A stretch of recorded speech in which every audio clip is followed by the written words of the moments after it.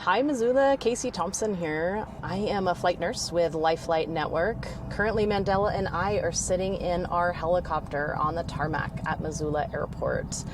Tune in and take a listen to what my job entails as a flight nurse, answering 911 calls, and also going to some of our small cities in rural Montana and the patients that I've gotten to meet along the way. Hope you tune in, and thanks for listening.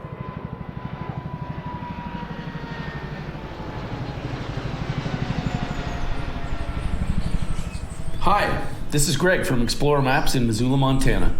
We're excited to collaborate with the Trail Less Traveled, helping connect people and place through art and storytelling. Please be sure to use promo code Mandela for your discount when visiting exploremaps.com.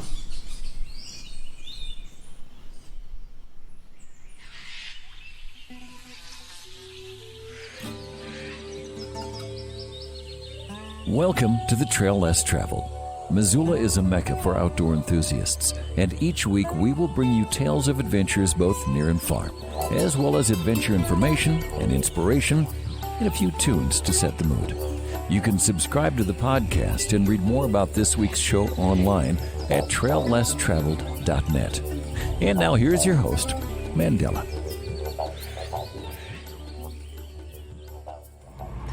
Today, the Trail Less Traveled is being recorded in Missoula, Montana at the airport. We are sitting inside of a helicopter called a Leonardo, model 119KX.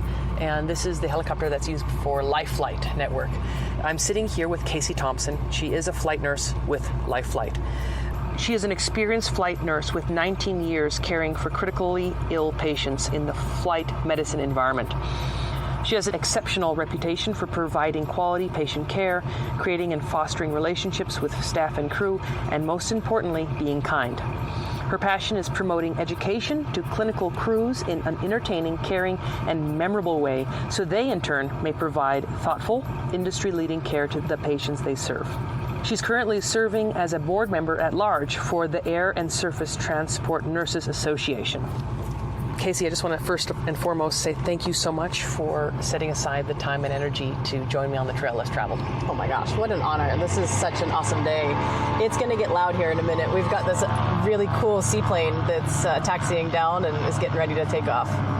That's what happens when you're recording on location. Exactly. And what's our recording studio today again? We are inside Life Flight Network's Augusta 119 helicopter, and at any minute this aircraft could be launched to go take care of a patient in need. So if that does happen, we'll just pop out and watch it all go down. Well, while this epic seaplane is taking off in the background, I'm going to ask my first question, and that is, Casey, where did you grow up and how was adventure a part of your childhood? So I am not a native Montanan, although I do consider myself a Montanan now. I was born in upstate New York, which is on the northeastern side of the United States, for those of you that might not be familiar with the geography of the United States. Shortly thereafter, my parents moved me as a baby to Pittsburgh, Pennsylvania, and we lived in a suburb outside of Pittsburgh. I spent 20 years of my life there. That's where I went to high school and went to nursing school there as well. And I've lived in a few different cool towns all across my career. But Pittsburgh is where I spent, 20 years and really figured out what I wanted to do with my life. And your second question about adventure, it's so interesting, and I'm so glad you asked this question because it just shows how different people interpret words. So when you say adventure, I think differently than you think. And in looking back at some of the guests you've had on this show, I mean, these people are adventure seekers. I mean, they're skydivers, they're surfers, climbers, river guides, and here's my transparency. That's not me. But my sense of adventure is a little bit different. And in my childhood, when I think of adventure, my mom and dad both worked for the airlines. My grandfather worked for the airlines, my aunt and uncle as well. And I was lucky enough to fly on the airlines as a kid, what they called non-revenue, meaning if there's a seat open on the airline that your family works for, then you can go wherever you need. It looked a little bit different back then. You were dressed up for the part. You wore pantyhose, you wore dresses. I can remember vividly my black patent leather shoes that I would wear on the flights. And probably about the age of 7 is when I realized I wanted to be a flight attendant.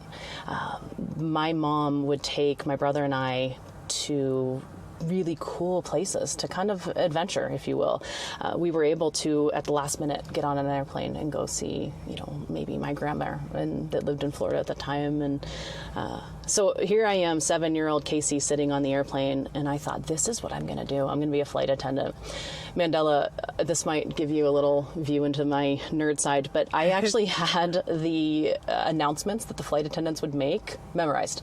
So I knew when they were going to give the announcement of, okay, we've hit 10,000 feet and you can, put your tray table down, and conversely landing, put your tray table up and it's full locked right up position.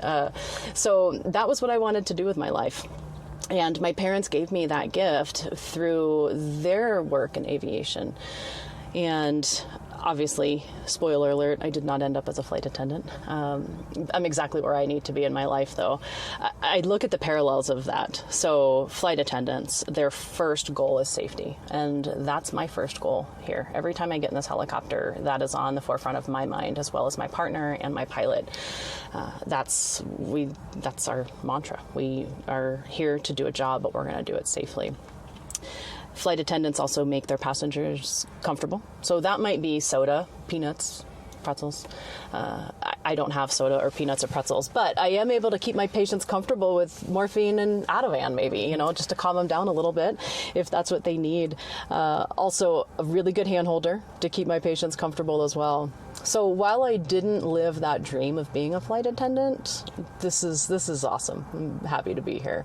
And I thank my parents for that sense of adventure through aviation. And my little brother is an air traffic controller, and my husband is a pilot as well. So I hope that I'm able to give my kids that sense of adventure and travel and be able to show them that there's so many different places in this world to go check out. Don't stay in one place too long.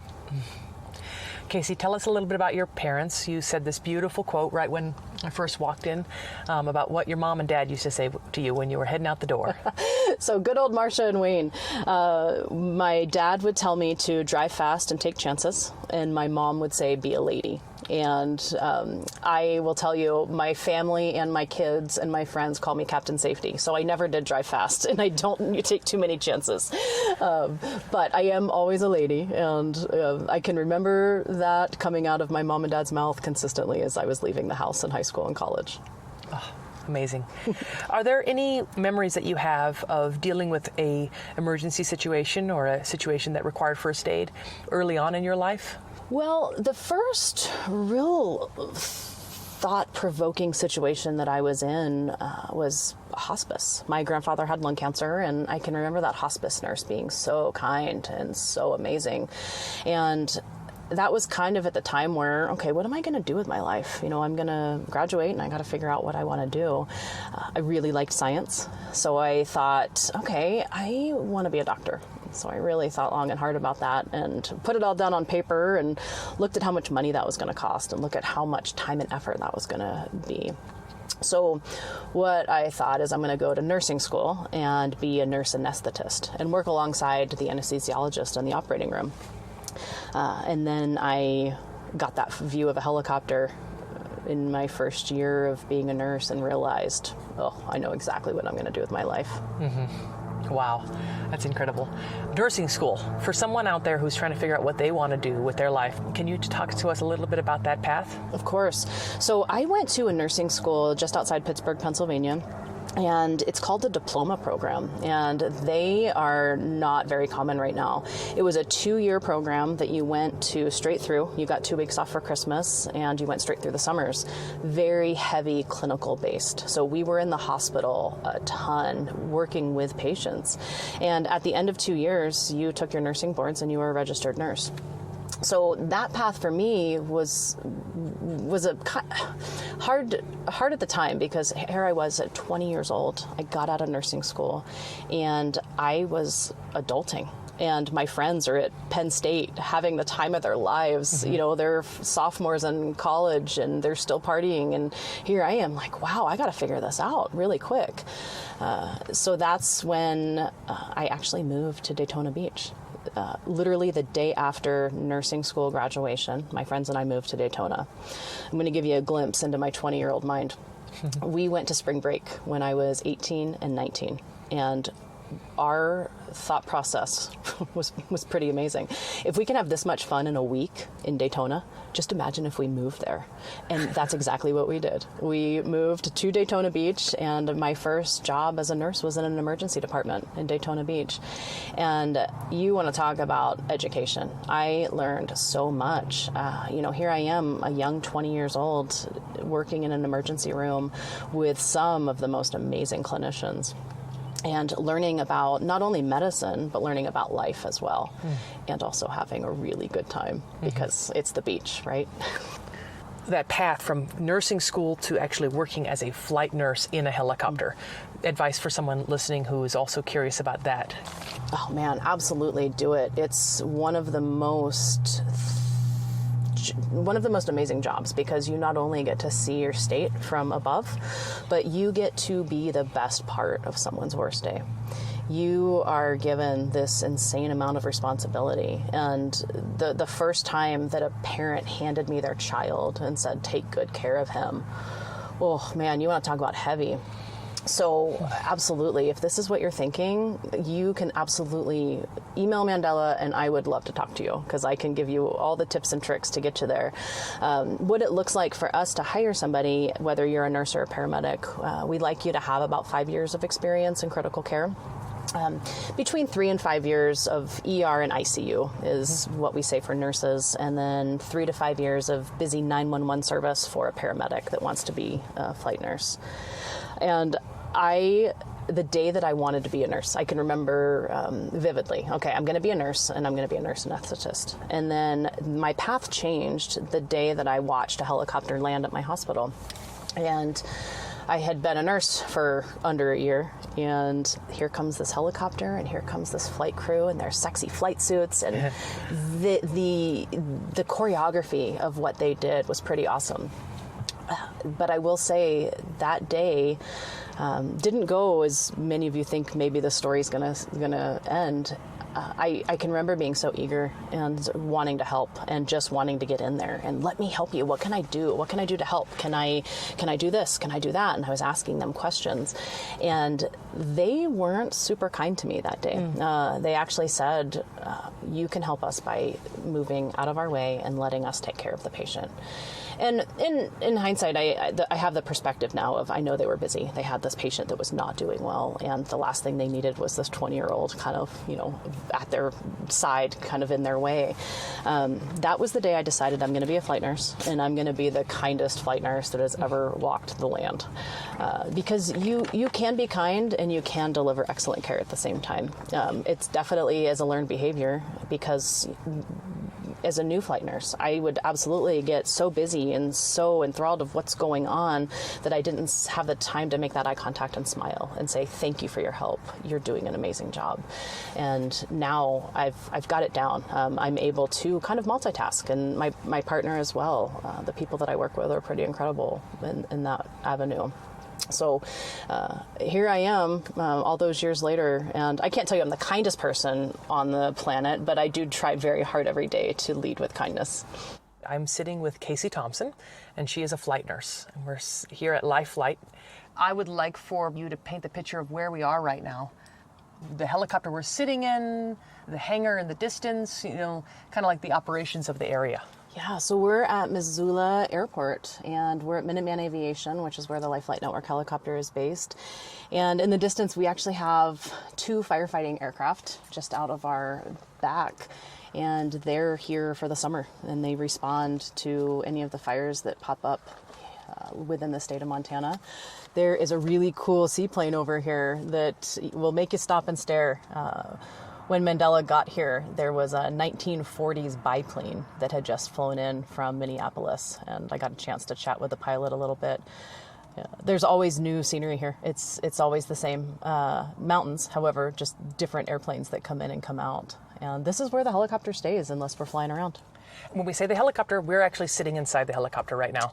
And at any moment, the helicopter might need to take off. So we wanted to take this opportunity to talk about the helicopter and what it's like to be working in this aircraft. So I just would love to hand it over to you. Tell us about what you do in this aircraft and then about this aircraft and what it's like to work in it. Of course. So I am a flight nurse for Life Flight Network. It's the largest not-profit air ambulance company in the United States. We function across 4 states. We're in Montana, Wyoming, Washington, and Oregon.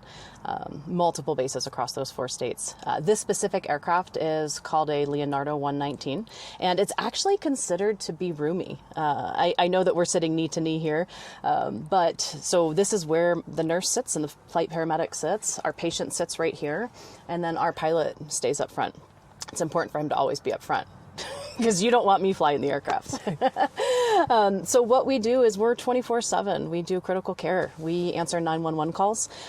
So if somebody called from Lolo Pass right now as they were climbing and they fell and fractured their pelvis, we could go up and land on the mountaintop and get them to where they need to go. Also go to hospitals, clinics all throughout the state of Montana, and take people that might be having medical issues or they were involved in some sort of trauma as well, heart attacks, strokes, post-surgical care. We will take them to bigger hospitals that can take care of them in the manner in which they need. Amazing. The last time I was in a helicopter was when I was being evacuated out of the Grand Canyon. I got a bucket tear in my meniscus, so my leg locked up. And it was my first time in a helicopter, and it also ended up being my first time seeing the Grand Canyon from the top. So it was a phenomenal 7-minute flight. I remember it was a very windy day, so they weren't sure if they were going to take me out, but they put me in a wonderfully cute onesie like the one you're wearing. But mine was green, and I was just like, okay, this is off to a great start. You know, here we are. I've got a onesie, my medic is cute, trying to see the positive and everything. You know, one question I got a lot is, were you on a backboard? Did they lower a wire and get you off the river that way? And that's not the case because we have many different LZs in the Grand Canyon. Yes. Okay, so for someone listening who doesn't know what an LZ is, maybe you can tell us that. But and also, like, what are the various ways that you might need to get someone out of the mountains? Would you ever lift them up using a cable? So really good question. So LZ, landing zone, and there are certain parameters that we follow to get in and out of scenes. We have to have a certain amount of area available for our pilots. We have to make sure that it's free of obstructions. We have to make sure there's no wires. We have to make sure the wind is right. Flat is always better. You know, landing on any sort of incline can be troublesome. So safety is at the front most part of our brain at all times. We live and breathe safety. It's the reason we're here day after day. Our goal is to go home at the end of our shift. And when we do go to these LZs, we realize quickly that you have to be all in. Your eyes are out and you're looking around for any threats. So for us at Life Flight Network, we land on the scenes and pick patients up. We don't do the hoist that you're talking about. We are lucky enough to live in a state where we do have 2 helicopters that can do hoists. There's one called Two Bear Air, and then we also have the National Guard that can help us out. I've been on a few of those calls where the hoist has to been called in because the patient couldn't get accessed. You know, they were maybe on the edge of a cliff and they need to bring the hoist in to get the patient to where they need to go. So they'll land someplace flat, bring the patient to us, and then we'll put the patient in our aircraft and fly them to where they need to go. I do believe that there is kind of like a membership program that you can be part of for Life Flight. Yeah, absolutely. So Life Flight Network does have a membership program, and what that means is you pay a fee once a year, and it's under $100 for anybody that lives in your family under your same roof. And we will come pick you up whenever you have a car accident, whenever you are mountain climbing and you fall, whenever you find yourself with a heart attack in a rural hospital, whether it's Montana, Idaho, Washington, Oregon. So the membership program is pretty amazing, and one of those things that has helped several people that I know personally. For me, it's a given. It's a 1-year fee. You said it was under $100. Mm-hmm. It would be anybody in my family? Under your same roof. Yep. Wow, that's amazing. It is. It's really an amazing opportunity because it just lets people have that peace of mind. And we will pick people up sometimes in these awful situations, and the first thing they'll say is, I have a Life Flight Network membership. And I just think, oh, that is amazing that you had that kind of thought process before you got into this accident issue, whatever is going on. How can someone find out more about that membership? Of course. So lifelight.org is our website, and it tells you all about our awesome company, and all the membership information is there as well. And is that only for the Northwest, or are there other Life Flights across the country? Lifeline Network is based in just those 4 states. Okay. So we are very big. We've got 27 helicopters, 10 airplanes, and then 6 ambulances, as well as a whole non-emergent transport side of the house that's in Aurora, Oregon. Wow, amazing. Okay, let's just kind of do a scenario here. We're in the helicopter, and say suddenly our recording studio, which is the helicopter right now, is needed. And we have to get out of the recording studio, and the recording studio is going to fly off and help save the day. Take us through that. What are you analyzing in terms of the call and preparing for? And then I really do want to talk to you about how you control your own breathing and your own response reaction to emergency situations as they arise. I feel like a lot of your training and your ability to stay calm in emergency situations can be related to many other different areas of life and jobs. Of course. Gosh, there's so many parallels. So if they get a call right now, what's going to happen is they're going to get a page on their phones that the flight nurse, flight paramedic, and the pilot carry. And within 10 minutes, this helicopter is going to be off of this dolly and in the air, going to wherever the accident scene is or where the patient is having whatever issue they need help with. When we take off, there are checklists that we follow. Pilots live and die by their checklists, as do we. We will go through any of these checklists to make sure that we have all of our gear, and the pilots go through their checklist each and every time. And checklists are such an important part of what we do because it cognitively offloads your brain, and it can help you, 2 a.m, and you're going to the scene of an accident on the side of Interstate 90 and the entire freeway is shut down. The less things that you have to remember, the better. So that's why we have these checklists posted everywhere. Staying calm, gosh, that definitely is something that everybody learns when they're in this job. We could be sitting in our office and then within 15 minutes are in the middle of what could be somebody's worst day. And I am a very big fan of deep breathing. Kind of, that parasympathetic overrides and you want to be able to calm it down. So the parasympathetic is what calms things down, and the sympathetic is what's making you fight or flight. So when I find myself in these really difficult situations, really sick patients, deep breathing is a huge one. And the other thing that I will do, and all of my partners will attest to this, I will sing. Whenever we are in the weeds and we are busy and we're back here and our bags are open and we're doing advanced procedures, I will oftentimes just start singing a song.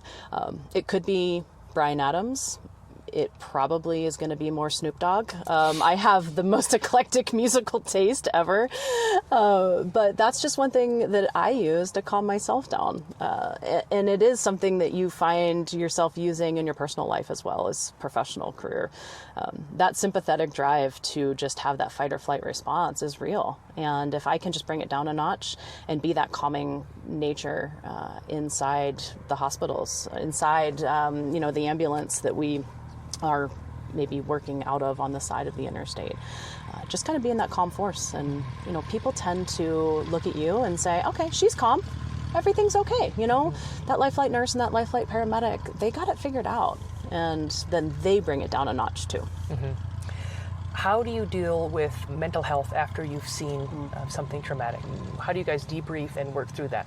Man, I'll tell you what, it is amazing to be in EMS right now. And when I say EMS, emergency medical services. So those are my brothers and sisters that answer 911 calls in the middle of the night. It can be EMTs, paramedics, nurses. There has been a big kind of shift in normalizing mental health and normalizing the fact that you might need somebody to talk to.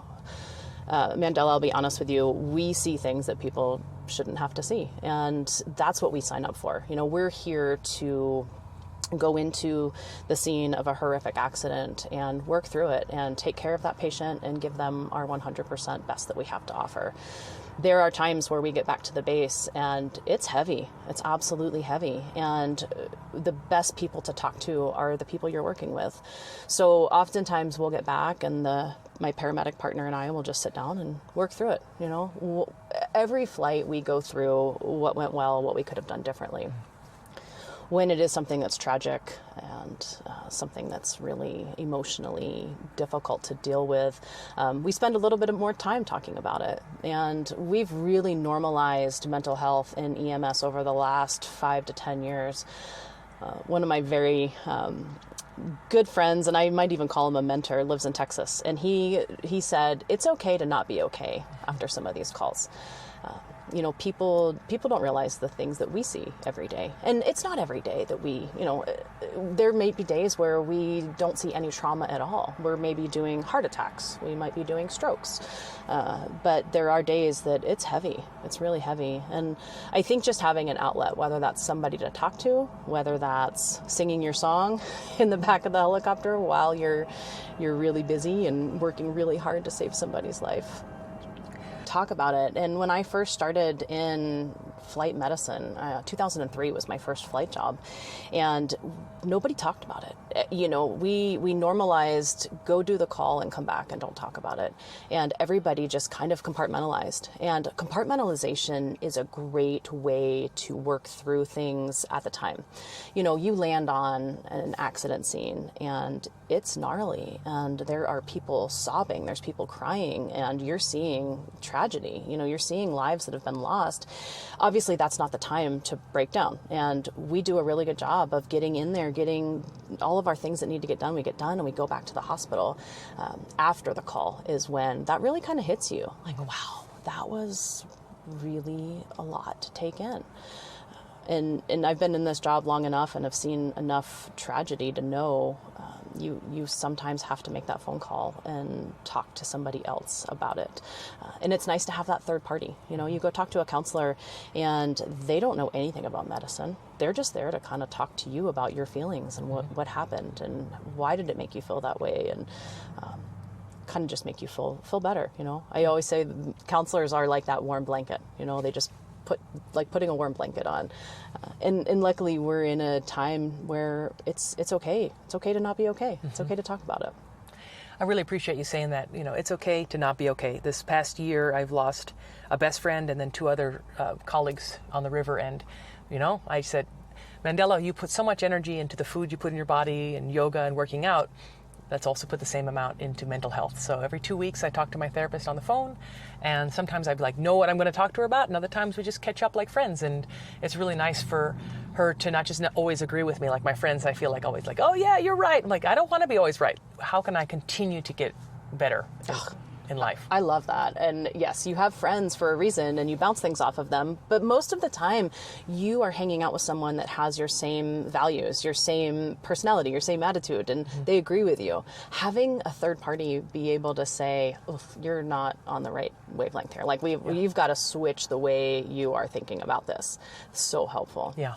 So if you're listening and you've been thinking about seeing a therapist, I just highly recommend picking up the phone, making some phone calls. And if you found one that didn't work for you, try another one. Don't give up on that, because I can just say from personal experience, it's helped me out so much this past year. Of course.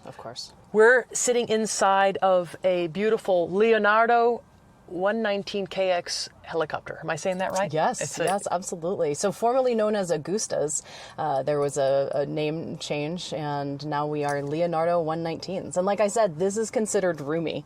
Yeah. This is such a great helicopter because look at the access we have to the patient, Mandela. So their head is right here, their feet are here, and we have access to their entire bodies. There are some airframes out there where you load the patient in and you have access maybe from their pelvis up or maybe even their abdomen up. So this is one of my favorite airframes to fly in because you do have access to the patient to be able to do all the things you need to do. Let's talk about your toolkits. You've got a couple different duffel bags here and tools in your pockets. Let's talk about that. Of course. So we are a flying ICU. So anything that the hospitals need to do, we can kind of go in and do exactly what they're doing. Our stuff is much more compact than what we have in the hospital because obviously there's not a ton of space. So as far as the bags we carry, this is called our airway bag. So we keep all of the equipment that we would need to intubate somebody. So intubation is when you have to view where the vocal cords are, and you have to put a tube in between the vocal cords into their trachea and ventilate their lungs. We have some advanced procedure kits in there, and if you're unable to intubate your patient, whether it's due to trauma or the type of body habitus that they have, we may need to do a surgical cricothyrotomy, and we've got that kit in there too. Kids under the age of 10, you can't do a surgical cricothyrotomy on them because of the way that their anatomy is. So that's called a needle cricothyrotomy. So there's a kit in there for that. We do chest tubes, and so that's if somebody had a collapsed lung, let's say, due to trauma. So we get on scene, we figure out what's going on, and we might need to put a chest tube in on either side. So that's where all those kits live. Affectionately called the airway bag because it's all things airway. This is the monitor and defibrillator. So this watches patients' hearts, blood pressures, oxygen levels. If they do have an advanced airway in, then we were able to see their carbon dioxide coming back to make sure we're in the right spot, make sure we're ventilating them effectively. This is our ventilator down here. We are able to get them on the ventilator, and then this does all the work for us, and we're able to monitor how well we're ventilating them. Behind you, we've got some really nice warm blankets to keep our patients nice and toasty, a little bit of extra oxygen. We also carry a red bag that has all of our narcotics in it, all of our drugs that we would need to give somebody who doesn't have a heartbeat. So if we're doing CPR on them, we keep our epinephrine in there and some other drugs that we call antiarrhythmics to kind of settle the heart down a little bit. Not a ton of room, but it works for us. We know where everything is, so literally in the middle of the night, it just becomes muscle memory. We know that in this drawer, that's exactly where I need to be to get my IV fluid that we need to start, give somebody fluid. The other thing that we carry are 2 units of blood. So if we get on a scene where somebody is bleeding, we are able to fix that problem. Maybe even a medical problem. If somebody has an upper GI bleed and they're vomiting blood, we are able to start blood on them immediately and get them kind of fixed up a little bit better than just giving them saline. Wow.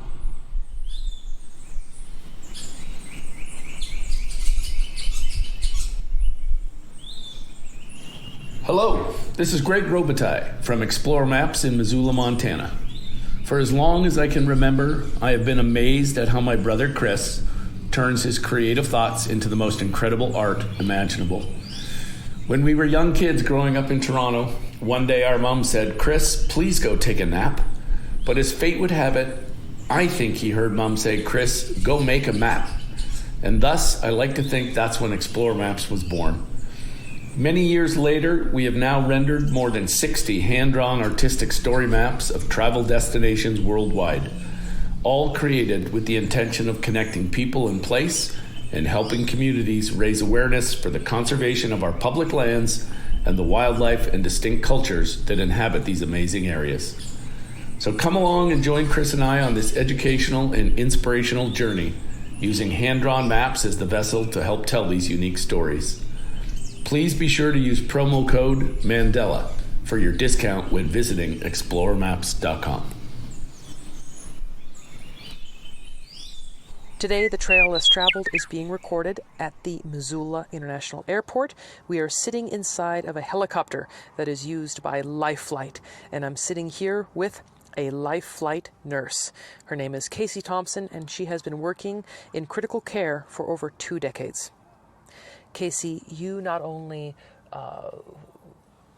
help save the day and you're in the air across Missoula, sometimes you're flying in the middle of the night, you also are responsible for education in the area. So I would like to talk to you about the importance of education. Yes, I have the best of both worlds here. So my current role is clinical education manager, and we are a group of 8 people that work across the 4 states for Life Flight Network. And we fly on the flight line consistently, and we also get to create the education for our new people that are coming into Life Flight as new nurses, new paramedics, and we're able to spend time with them in our base in Aurora, Oregon, which is right outside Portland. So how that looks is the clinical education managers get to go out there and we meet these people, literally their first week at Life Flight Network. So we get to be basically the only person that they know at Life Flight Network, and we get to teach them, and we get to share all of our patient care guidelines. We get to spend time with them going over our advanced procedures. Probably the best part of that week with our new people is the cadaver lab. And we are so lucky to have a cadaver lab right there in Portland. And we are able to go in and practice all of the advanced procedures that these crew members literally may have just learned the day before. And to watch somebody go from nervous to basically expert level in 1 day or 2 days is so amazing. And I also want to say thank you to the people that donate their body to science. The amount of learning that has happened inside those four walls at our cadaver lab is astonishing. And it almost just makes me verklempt to even talk about it, because I have learned so much through those cadavers as well as our new people. So we get to do the new employee orientation, which is so rewarding. The other thing that we get to do is we create all the education for our tenured crew members. So we've got, so many bases across our 4 states. And we are able to deliver education monthly in form of scenarios. We do a monthly scenario that kind of puts the crews in really uncomfortable situations. And then the next month we record a podcast for our crews, kind of like, okay, here's what we were thinking when we created the scenario for you. And we also do their ongoing training. So we meet twice a year at minimum and go over some scenarios and make sure that everybody feels good about their advanced procedures and some of the patient care guidelines that are a little bit tricky. I call those patient care guidelines kind of like the Bible of flight medicine, and they are just that. They're guidelines that our medical director has given us, and he absolutely expects us to use our brain, and he gives us the foundation, and we go in and make some really tough choices, and using our critical thinking to take care of these really, really sick patients. Wow. That's the voice of Casey Thompson, and she is a flight nurse here with Life Flight Network, and we are at the Missoula International Airport. Casey, since we have you here in the studio today, which is a helicopter, I was thinking it might be neat to talk to someone listening out there who very well might be the first responder on a scene. Of course, I am amazed at humanity, and oftentimes we may be the first people that are landing with any medical background, and we have seen people rise to the occasion time and time again. I can think of this specific call, backwoods, Montana, rural, and this random person stopped to help. He had no idea what he said. I don't have any medical background, but he literally pushed on the patient's thigh where it was bleeding. I'm like, you did such a good job. That was amazing. So if you do find yourself in that situation, take a deep breath. If you need to sing a song, that works too. But just take a deep breath, because you will be able to gather so much kind of fortitude from that deep breath. And just talk yourself up. Give yourself a little pep talk. I got this. This is okay.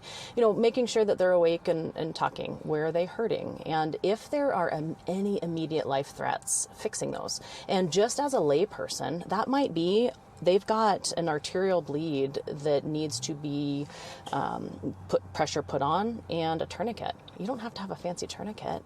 A belt works great. I have seen so many belts save lives.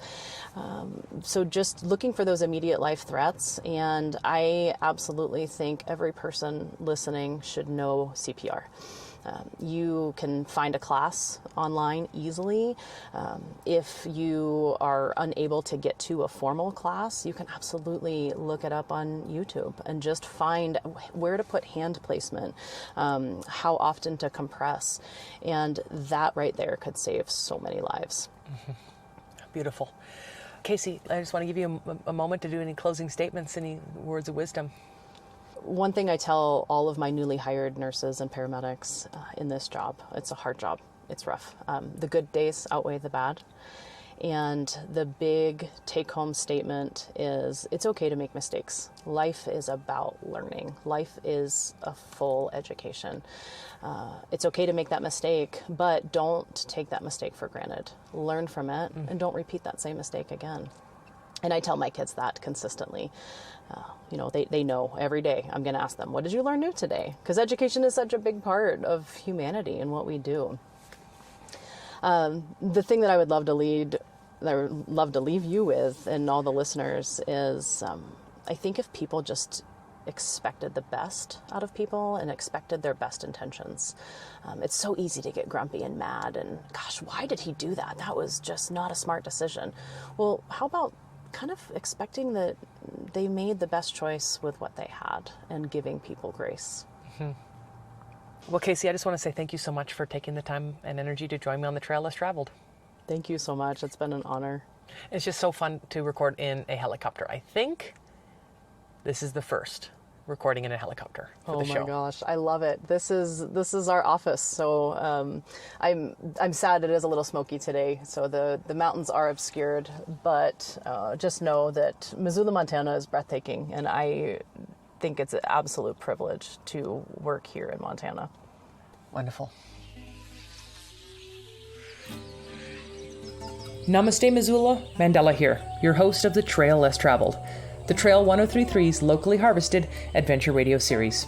The show premieres every Sunday night at 6, and you can stream it live online at trail1033.com. If you missed the premiere, remember the show is also a podcast, available everywhere. You can follow as we record around the world at traillesstraveled.net. My name's Mandela, your host of the Trail Less Traveled, and it's my intention to take you, the listener, back to mankind's earliest form of entertainment, storytelling. Every week, I'll be interviewing an adventurer about what they do, how they do it, and how you, yes, you, can get outside and start adventuring in a similar fashion. One concept I'm working with right now is helping people interview those who inspire them. So I encourage you to get in touch with me. Is there someone in your life who you think has a story to tell and you would be open to facilitating that interview? traillesstraveled.net has a contact page where you can easily get in touch with me. Let me know what you think of the show, send a suggestion for a guest, and find out about our upcoming outreach programs in schools around the world. My adventure tip this week is to invest in your mental health. That looks differently for many people. For some, it's as easy as closing the computer and stepping outside into nature. For others, it's investing in therapy or reaching out to a friend. Take a moment to be mindful and present and put as much effort into your mental health as you do your physical health. I'd like to end the show by extending gratitude to a small family business based here in Montana with roots in Africa. Explorer Maps offers hand-drawn maps of national parks, states, African countries, and our public lands.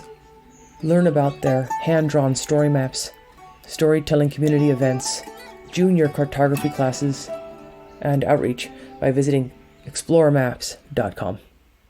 That's it for this week's adventure, my friends in Missoula and around the world. But until next week, please remember, living in Missoula is a privilege, and with privilege comes responsibility. Conservation is not a spectator sport.